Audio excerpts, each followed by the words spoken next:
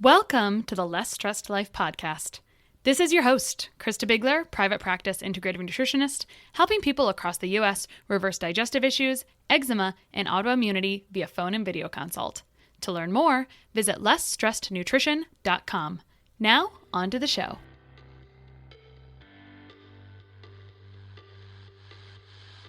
Okay, so today on The Less Stressed Life, we have Melissa Groves, who is an integrative registered dietitian and the owner of Avocado Grove Nutrition and Wellness, an in-person and virtual private practice specializing in women's health and hormone issues, including PCOS, endometriosis, and fertility. She uses a functional medicine, food-first approach that combines holistic lifestyle changes with evidence-based medicine.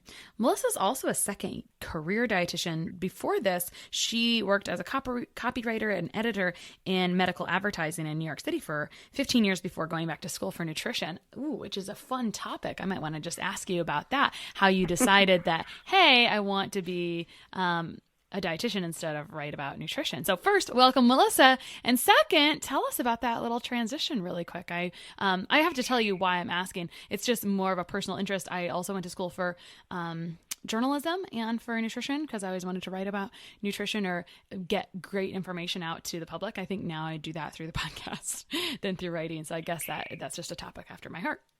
Yeah, first of all, thank you so much for having me as a guest. I'm super excited to chat with you, and I get to work with you more this year, which we can talk about later. But yeah, super excited to connect.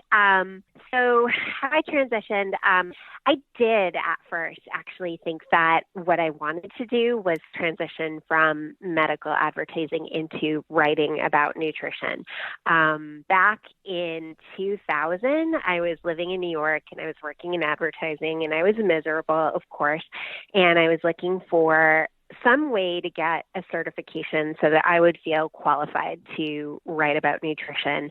And back then, Institute for Integrative Nutrition used to be a brick and mortar school. Like there were literally 40 of us in a room in Manhattan. And so I did that course, which I think was like 6 months of weekends. And I finished it and I was like, I don't feel qualified to do anything. I had wanted to be able to take that certification and then transition into writing or editing for, food-based, nutrition-based magazines. And I didn't feel like I was qualified for that. So then, fast forward 12 years and I'm sitting in my Brooklyn living room and I'm looking at my 4 bookshelves full of, food politics and recipes and nutrition books. And I was like desperate to get out of advertising at that time. I was working like 90-hour weeks. I was traveling all the time. I was sacrificing so much of my own health to work in that job. And so I was like, I wonder what it would take to really go back and do this and do nutrition for a living. So that was when I started going back to school to become a dietitian. And when I was putting myself back through school, I did do some writing, which was mostly ghostwriting, little jobs. I've written for other dietitians. I've written for naturopaths and, people in the functional medicine world, but as a ghostwriter, so you would never be able to know what I wrote and what I didn't.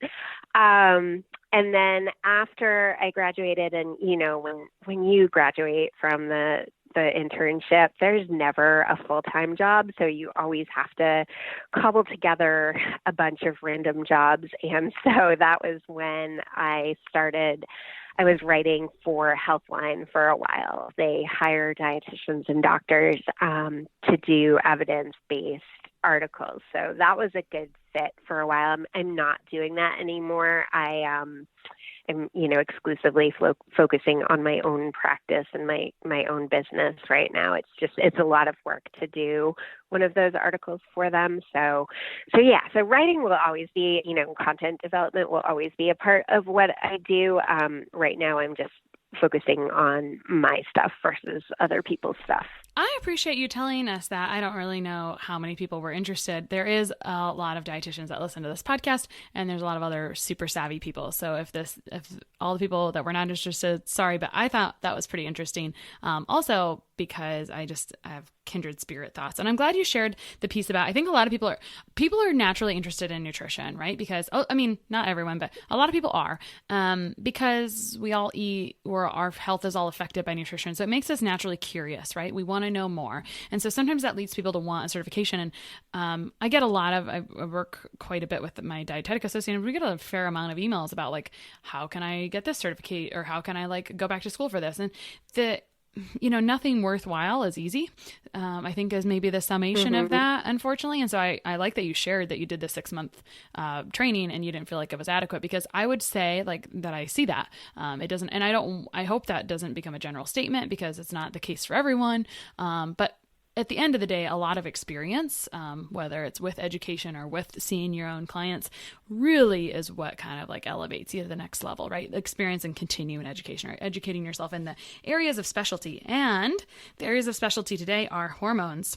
Now, I think what's fun is in your story, you told us about how you had a fair amount of stress. Life was stressful. Gosh, I feel like I know everyone I know could say that same thing. And before off air, we were talking about, and this can lead into some of the discussion about conditions. You were telling me how you have you experienced your own hormone imbalances, which may have made you interested in this area or this specific niche.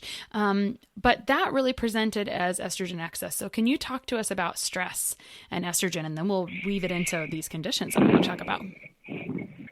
Yeah, I had definitely always had those, really horrendous, painful periods. I remember back in college when I had the prescription, 800 milligram ibuprofen, and couldn't leave my dorm room, certain days of the month. And I ended up on the pill for a really, really long time. And anytime I would try to go off the pill, it would just be a disaster. Like, the mood swings, everything was horrible. I was eventually diagnosed with PMDD and put on the pill continuously, which obviously I didn't want to be, because it just ruins, there's so many health risks with being on the pill. So from my own perspective, trying to figure out how to fix that was a big part of my journey. I think I didn't realize at the time how much nutrition and lifestyle was playing into my symptoms. And then I started working with a functional medicine RD, and when I was there, she would give all the weight loss clients to me. So I was seeing all these women, and when you're working in functional medicine, you're trying to dig deeper for those root causes, and I would see that they're eating great, they're exercising, the scale is just not budging. And when I would do that further digging, what I would find is there was almost always a hormone connection there. Either insulin was too high, cortisol was too high, estrogen was too high, or thyroid was low, or they had PCOS. There was always something driving that inability to lose weight. And so when I opened my own practice, I really felt like, especially the women with PCOS weren't being properly served by the conventional medicine community. And so I really wanted to focus on that and be that, trusted source that women could come to and would rely on, to help them figure out what's going on with their own hormones. There's definitely a connection between stress and estrogen. You've probably heard of the hypothalamic pituitary adrenal axis, the HPA axis, which is when your brain tells your adrenals, hey, we're under stress, like make a lot of cortisol, make a lot of adrenaline. But the other parts of that axis is, it's the hypothalamic pituitary adrenal ovarian thyroid axis. If there is something going wrong in one of those parts, it's going to affect all of the other parts. So, the whole idea is trying to figure out, well, which part is it? Is it your stressful lifestyle that's driving your adrenals, that's then dragging down your thyroid, that's, then giving you monster periods every month? Or is it something else? Yeah, totally. The other piece of that, and I'm sure you can relate to this, but most women have their worst period in January. January is always like really symptomatic and painful, and the cramps are bad, and it's just terrible. And, even I, like, by this point, I've done so much work on myself. I get to the point where I even forget that I have a period, which is crazy. I just have no symptoms at all. And this January, it was like, oh, I had that little breakout on my chin the week before my period. What's going on here? And it's like, oh, maybe this has something to do with the fact that I ate chocolate like every day from Thanksgiving until like January 7th, Mm-hmm. So if you're having a bad period, there's almost always a direct cause to something that happened that month. Maybe it was a super stressful month. Maybe, your eating wasn't on point. But you can usually figure out what the problem was. Right.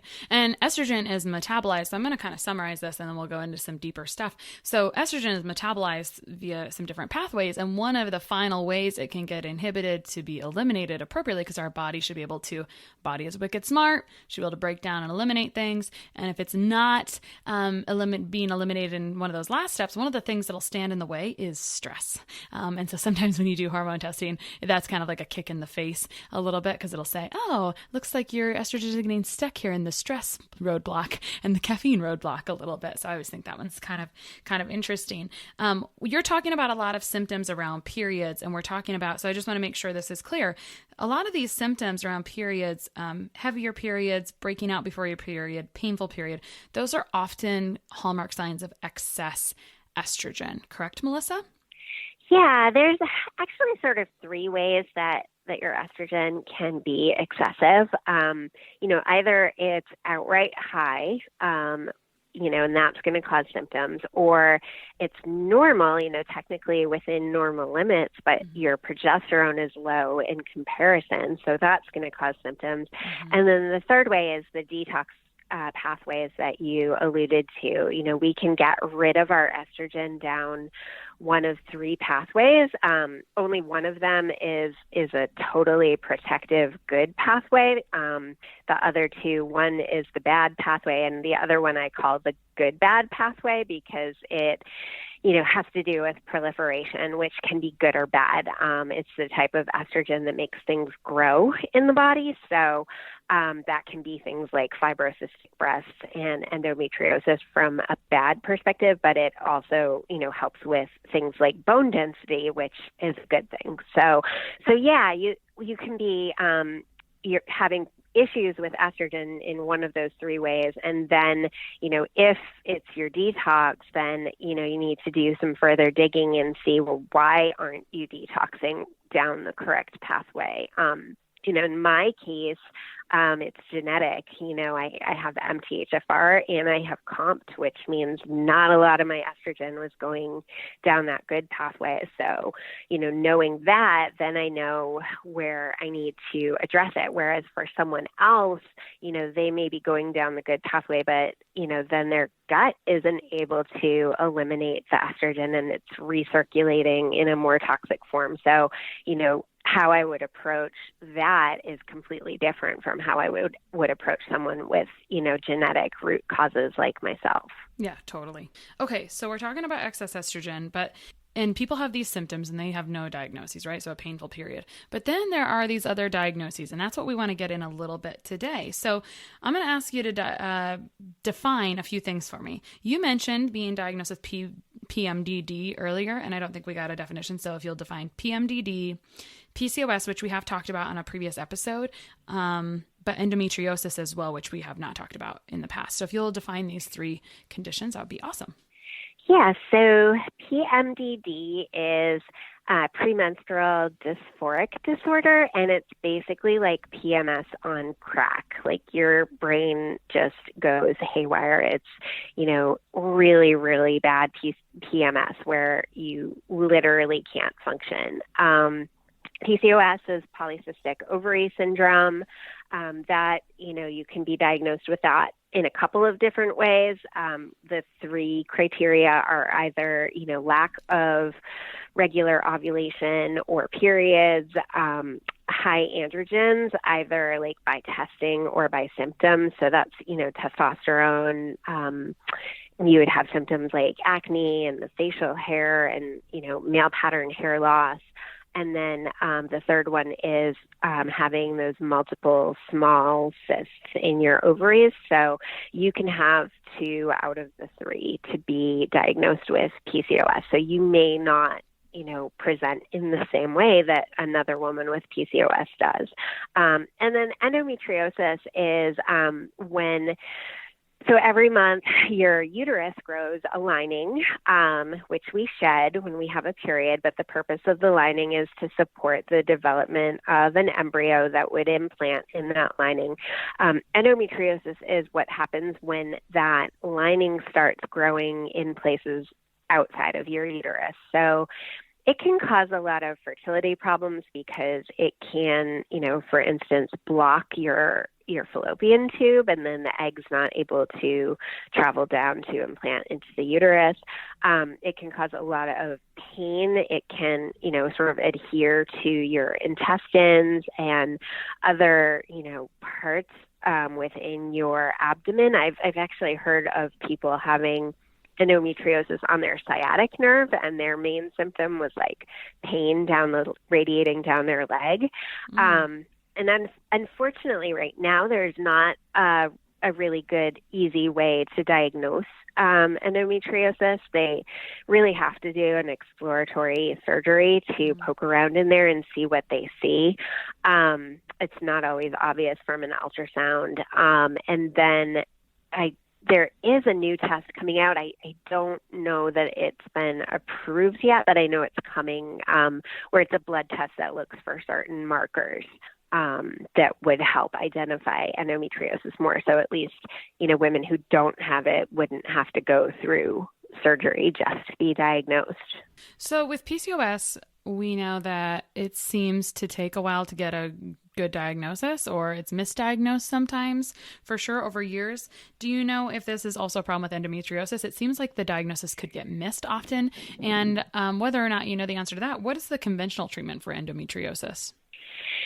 Yeah, so in terms of diagnosis, I think the stat is it takes over 10 years and over 5 doctors or something like that to get a diagnosis of endometriosis. It's so easy when a young woman presents with period pain to her GYN or her primary care doctor, and the answer is always like, just go on the pill. That will take care of everything. And because you're on the pill and it's shutting down your own hormonal system, it's kind of masking the symptoms, but it's still there and could still be growing. In terms of other conventional treatments, surgery, excision surgery is considered the gold standard for, it's actually considered curative by some people. But that's not always true. It can come back because obviously the root causes are still there. So there's actually, you may have seen the commercials on TV, there's a new drug that they are promoting for endometriosis that basically works in your brain to shut down hormone production. So that's another newer, I'm sure very expensive, I haven't looked into it, conventional medical treatment for endometriosis, but it's not, it's a very serious drug, like the way that it works in your brain. I don't think, that it comes without risks. Got it. So the options are not good. So let's talk about, so these are kind of like some big hormonal imbalances that have diagnoses. But if we want to go back a step, and we may have gone over this somewhat, but I'm going to make sure we're covering all the bases here. If a woman kind of suspects she has hormonal imbalances, because I feel like hormones are sort of a buzzword. When you say hormones, people kind of are like interested because everyone feels like they're kind of affected. Obviously, everyone's affected quite a bit. But so if you feel like you have hormonal imbalance, what signs and symptoms would you be looking for? Yeah, it's funny you say that. I think it's very trendy now. It's almost like how gut health was a few years back. I feel like right now, every leaky gut, everyone thought they had leaky gut a few years ago. Now I feel like everyone thinks they have hormone issues, and they probably do. We have a lot of stuff in our world that is preventing our hormone systems from operating correctly. We're exposed to a lot of endocrine disruptors just in our environment, so many more than we ever have been before. So it's very likely you do have hormone issues. I definitely recommend getting tested. Some of the symptoms that I look at, that may indicate certain things, if you have low progesterone, I'm going to look for things like spotting before your period for a couple of days, spotting between periods. I'm going to look for headaches before your period starts. That's menstrual migraines right before your period are usually caused by, too much estrogen and not enough progesterone. If we're thinking you have like estrogen excess symptoms, those are going to be things like PMS, heavy periods, clotting during your periods, again, the headaches, breasts being sore before your period. They, really shouldn't be that sore. And then some of those medical diagnoses, things like fibrocystic breasts, endometriosis, polyps, fibroids, those kind of things are all estrogen dependent. So if you have those, that's going to be a red flag that your issue is estrogen for me. Cortisol is a funny one. It's one of the ones I can't really tell with someone sitting in front of me. I will see someone sit in front of me and be like, okay, this person is totally type A, like their cortisol must be through the roof. And then we test it and it's just like flat across the day. And I'm like, I don't even know how you're standing up at this point. So do you see that too, where like it's totally the opposite of what you thought it was going to be? Yeah. So I have some things where I'll sort of test. I mean, sometimes people, you can just tell when you're talking to them, they look like they're hit by a truck, right? Like, so that that they're like not doing well. But what you were saying is that type A the overdrive thing. I think then of course people get into overdrive and then they flatline. But I completely empathize. I completely agree. I had recently had a hormone test come back and I was totally expecting a mess in the adrenal category. And it really ended up being estrogen, which was fortunate because it solidified some hunches I had that wasn't showing up other places. Because sometimes the symptoms in medical history and hunches seem to present a little bit more fully than what shows up on certain tests. But yeah, it's sometimes hard to tell. Although I'm going to interject this because you had said, which I thought was great, hormone health. And I think sometimes we're just biased because we're working in that area. So I'm not really sure. It'd be fun for the listeners to tell us the answer to this. Not right now. It feels like hormones are kind of trendy to talk about. Previously it felt like gut health was trendy to talk about. In my brain, I think the gut health and the hormones are 1,000%, related, of course. Of course they're related. So when gut health is messed up, then hormones are messed up. But I guess that's sometimes my point, because what's going on in your gut health will severely tax what's going on with adrenals and sometimes make cortisol funky. But I don't know that's if it totally just does cortisol. Anyway, so sometimes it's a surprise. This is why I think testing, and this is a good segue into another question. This is why testing is useful and necessary, because sometimes it's surprising. We don't want to just go off like we want to see, and that helps. It helps everyone in the room to make sure we can corroborate what we think is going on. So let's talk about some testing. And sometimes it's not what we think. So let's talk about tests that you should get done if you have hormone imbalances overall or fertility issues. Yeah, I'm a huge fan of the Dutch test, as I think you are too. The problem with going to your doctor and getting hormone testing done is that you're only getting one point in time on a random day of your cycle, which may or may not be accurate as to what your whole month looks like. You'll get your outright hormone levels from that type of testing, but with the Dutch, you get so much more information. You see the 3 different types types of estrogen, not just estradiol, which is what most conventional tests measure. And then you see what pathways all of your hormones are going down. So you also get the 24-hour cortisol reading and cortisone, which is important because if you're just measuring cortisol and you're not seeing how much cortisone someone has, which is the inactive form of cortisol, like maybe you have totally low cortisol, but then your cortisone is high, that tells us, we need to improve your conversion, not that we need to increase your actual cortisol. So, I rely on the Dutch test for pretty much everything hormonal.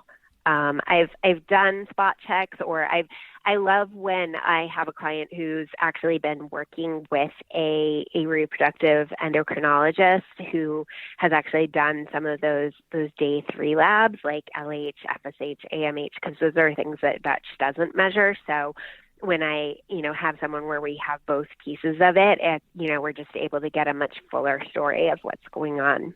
Mm-hmm, totally.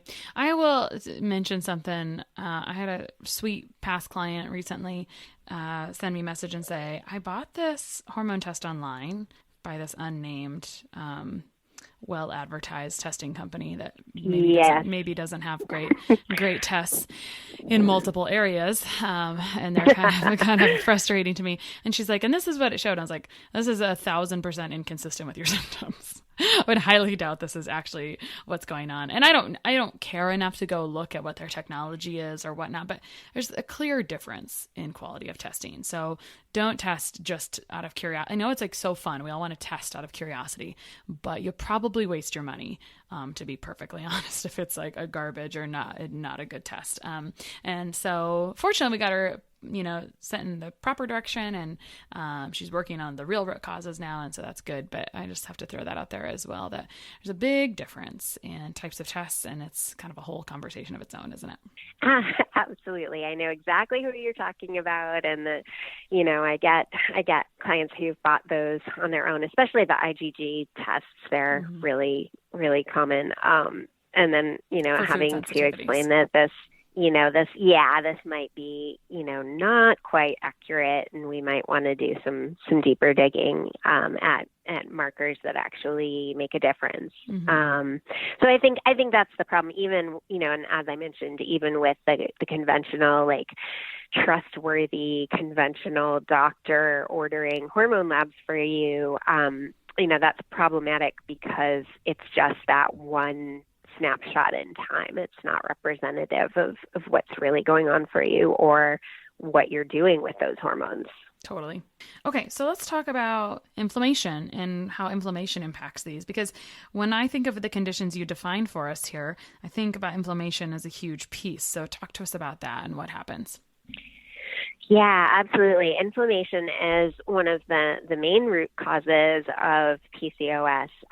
Not everyone is inflamed, but most people I test show signs of inflammation. Inflammation drives insulin resistance. Inflammation drives testosterone production. So if you are inflamed for whatever reason, that's going to impact your PCOS symptoms. So, that's where we work on things like an anti-inflammatory diet. Sometimes supplements, if that's like a really big issue for them, just working on that inflammatory lifestyle and getting that down. And same thing for endometriosis. It's a main root cause of endometriosis. It's the growth of the lesions with endometriosis are driven by estrogen, but ultimately it's inflammation that causes it to grow. So that's going to make your symptoms worse. So, I think inflammation is really, across the board, one of the root causes for a lot of female hormone problems. I see it with my fertility clients as well. Maybe they've been through all the testing and they've even gone down the IVF road, and if you're inflamed, then, you're not going to get that embryo to implant. So I often end up working on inflammation with my fertility clients as well. And, as you know, like there are many causes of inflammation. So it's trying to figure out what are the biggest ones that we can work on getting down for my clients. Right. And one of the tricky things about working with hormones or periods in a way is that they only come around technically once-ish a month. And so sometimes the changes you're making now will affect things, next month, 2 months, 3 months down the road. So helping people understand kind of the big picture and when you start to see results of that. I mean, it takes a little time for hormonal improvements to take shape sometimes, right? That's kind of the big thing to think about. Yeah, I usually, I work with my clients for 3 months, and it's usually that second or third month where they'll start to notice differences, Mm-hmm. and then, sort of months down the road, I'll get a message from them saying, hey, just wanted to let you know, like everything's amazing. I haven't broken out in 6 months. I haven't had any PMS. I haven't had any headaches. It does take time. So we start to see those changes, but, and then I know we're on the right track. And then it's just a matter of continuing to do the things that are working. Right. I appreciate you mentioning that because I think it's so important to keep expectations realistic for what is realistic for that condition or that issue. And so sometimes when symptoms start to disappear, it doesn't mean that the healing's all done. Sometimes there's still more root cause work to do to just keep calming things down. I think we're just such an instant society, right? And so it's a challenge because we don't want to be complacent. I say this all the time, but you can be realistic, but not complacent. So if things aren't moving forever, I mean, that's just not appropriate. But if they're not getting slowly better at a time, like if you can see that things are getting slowly better, eventually you won't forget what a rough patch that was in the past. So. Yeah, I especially love that as related to weight loss because I do tell my clients, like, you are not going to lose 10 pounds in your first month working with me. It's just not going because, I consider weight a symptom and your weight is not going to start to move in the right direction until your hormones are balanced. Amen, so sister. It takes those it takes those few months to get the hormones balanced. And then all of a sudden it will be like, oh, by the way, I've lost 6 pounds since the last time we talked. Like something just clicks once everything's in, working in operating order. And it's funny because there is that perspective of like, oh, I go on a diet, I lose 20 pounds. It feels instant. But again, this is one of those things I hear from clients months and months later. It's like, oh, by the way, I was down 30 pounds from my doctor's appointment last year.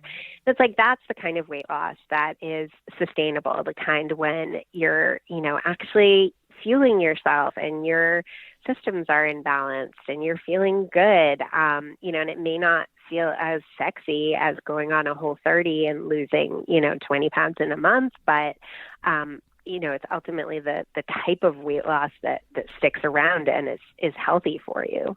That's a good segue into, we're talking about weight loss. That's a painful piece, but people need to understand that there's a lot of root causes there. So let's talk about best diet for hormone balance and fertility. And what isn't a good diet for hormone balance and fertility? So hormone balance and fertility, I would consider sort of two separate categories. Under the hormone balance piece, I would say there is no one right diet because everybody's situation is different. For me, with my genetics being the way that they are, in order to support my estrogen detox pathways, I need to, really go nuts on the cruciferous veggies. I eat broccoli sprouts like they're going out of style. For somebody who's looking to boost their progesterone, it might be a different approach. In general, an anti-inflammatory diet is going to help with hormone balance. Something like the Mediterranean diet, where you're not eliminating any food categories, you're focusing on omega-3 fish and beans beans and whole grains and tons of colorful fruits and vegetables. And, that's the part that is similar to the fertility diet, for optimum fertility for both men and women. I just want to mention the men because I work with a lot of clients who, they're literally doing all the things to get pregnant. And then you find out their husband's like eating fast food every day at work, or he smokes 2 cigarettes when he gets home from work, or smokes weed, or drinks 3 beers every night. And it's like, well, he's got to get on board with this too, So I feel like a lot of responsibility falls on the women.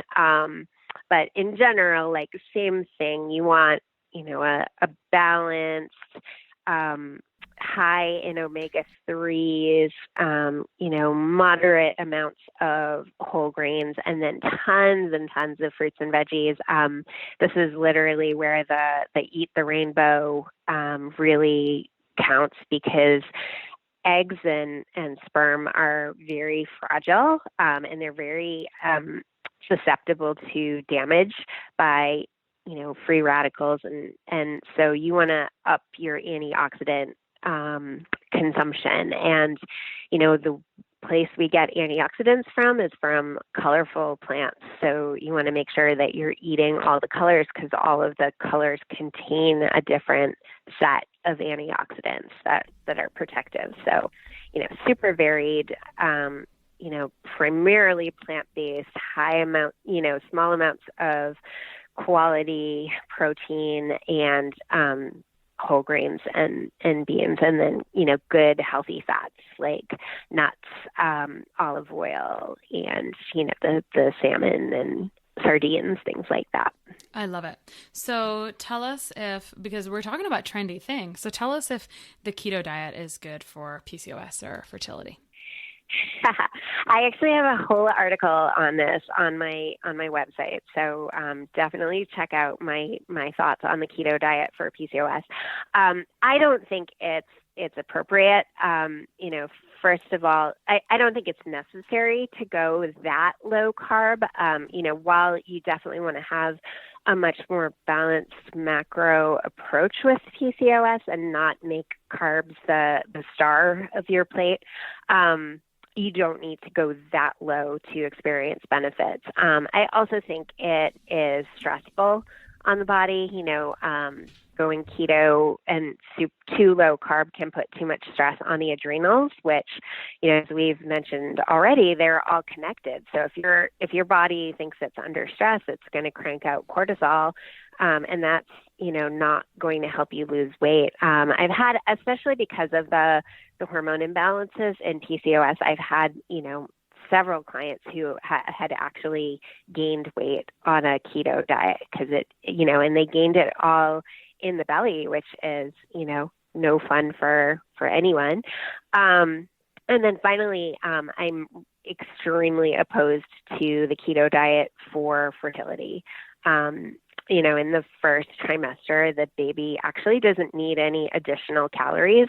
What it needs is micronutrients. And the way that most people are doing keto is extremely low in micronutrients. And I know, the believers will tell you, oh, I eat plenty of vegetables, but they're eating the same vegetables. It's lettuce, it's cucumbers, it's tomatoes. It's not that colorful, brightly colored, a varied diet that's necessary for fertility. Mm-hmm. Melissa, this is fun to talk about all this, and we didn't get to talk a ton about fertility, but if you could give us your 2 cents there, I feel like really, we were talking about a lot of things in hormone imbalances, and the same things that help with certain hormone imbalances are going to help with fertility. Fertility is a big umbrella of what can be going on underneath of it, right? I mean, I don't know which of our colleagues says this, fertility is so interesting and complex. It's a miracle that people get pregnant at all. It really is. I would say, if you've been down the route where, you're not getting pregnant on your own, you've started working with a fertility doc, and you find yourself in the place where you have that dreaded diagnosis of, unexplained infertility, where it's like, we don't know, like you're ovulating, all your parts are fine, all your partner's parts are fine. We just don't know. That's where as a functional medicine practitioner, I really recommend digging deeper. It's almost never truly unexplained. That's when, I'll get someone in who maybe had a TSH done that looked fine, their basic thyroid test. And then I'll do a full panel and they'll have, thyroid antibodies through the roof. Or it's a low progesterone issue. Progesterone is another really common one. If you're not making enough in that 2-week period between ovulation and your period, then the embryo is not going to be able to implant properly in the lining. So you could be miscarrying before you even know it. And then inflammation is another thing that I look at and work on, when we've got a diagnosis of unexplained infertility. So I would say it's almost never actually unexplained. There's always a root cause. Right. Totally. Melissa, where can people find you online? Yeah, so you can find me on my website, which is www.avocadogrovenutrition.com. The best place to find me, though, is Instagram. I'm super active on there. My handle there is the.hormone.dietitian. And, if you go to my website, I have that keto article that I mentioned before. I have a ton of stuff. I have another one on PCOS, and why it's so difficult to lose weight with PCOS, and a bunch on fertility and all of that as well. Cool. Melissa, thanks so much for coming on and talking about such a fun, popular topic. I hope someone was enlightened today. And I think that you have a PCOS coming up in September, and on your website, people can sign up for the wait list for that as well, right? Yes, I will be launching a course on the root causes of PCOS and how to address them in early September. So be on the lookout for that, and I will have a sign-up page ready for you to sign up and get on the wait list. Great. Thanks again, Melissa. I can't wait until our next conversation. All right, great. Thank you so much for having me. This was super fun.